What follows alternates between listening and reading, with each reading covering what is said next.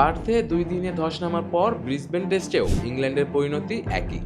অস্ট্রেলিয়ার কাছে ৮ উইকেটের হারে অ্যাশেজে ২-০ ব্যবধানে পিছিয়ে গেল বেন স্টোকসের দল।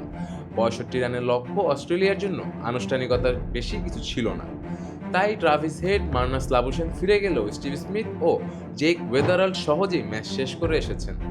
স্মিথ তো ইনিংসের ১০ম ওভারের শেষ বলেই ছক্কা মেরে জয়টা টেনে নিলেন ঘরে। এই দুই টেস্ট দেখলেই বোঝা যায় টেস্ট ক্রিকেট এখনও সেই পুরনো দিনের মতোই ধৈর্য, শৃঙ্খলা, ক্লাসিক্যাল ব্যাটিং আর নিখুঁত ফিল্ডিংয়ের খেলা। আর সেখানেই ধসে পড়েছে বাজ বল।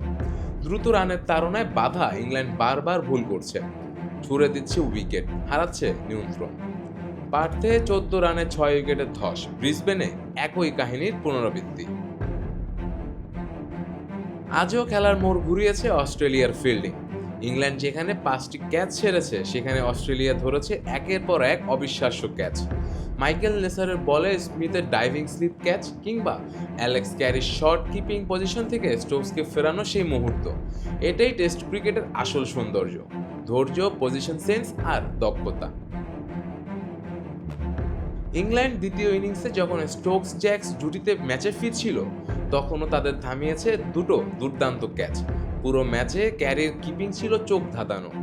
অসমান বাউন্সেও গ্লাভসটা এত নিখুঁতভাবে বল সামলাচ্ছিল যেন মনে হচ্ছিল চুম্বকের মতো তার হাতে লেগে যাচ্ছে।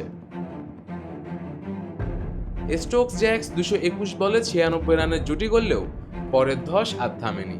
২২৪ রানে জ্যাক্স ফিরতেই ইংল্যান্ড শেষ ১৭ রানে হারিয়েছে ৪ উইকেট।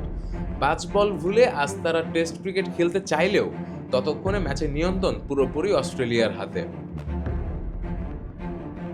এটাই টেস্ট ক্রিকেটের নির্মম সত্য, গতি নয়, টেম্পারমেন্টই জেতায়।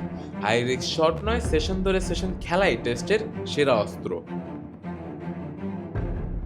বাজ বল এসে যে উত্তেজনা তৈরি করেছে তা স্বীকার করতেই হবে, কিন্তু ৫ দিনের ক্রিকেটে এখনও ক্লাসিক্যাল ব্যাটিং, পরিস্থিতি বোঝা, ধৈর্য ধরা আর চোখ রেখে রান তোলাই মূল দর্শন। সেই জায়গায় ইংল্যান্ডের ঘাটতি ঠিক আগের মতোই রয়ে গেছে। শুধু ইংল্যান্ডই নয়, এই ৫ বল মানসিকতায় ভারতও সাম্প্রতিক টেস্টগুলোতে নাকানি চুবানি খাচ্ছে। অস্ট্রেলিয়া দেখিয়ে দিল টেস্ট ক্রিকেটে এখনো ৫ বল নয়, বরং পুরনো টেস্ট ক্রিকেটের শিক্ষাই সর্বশেষ সত্য। ব্রিসবেন টেস্ট ছিল তার আরেকটা প্রমাণ। শেখ মেহেদী হাসান, ডি স্পোর্টস।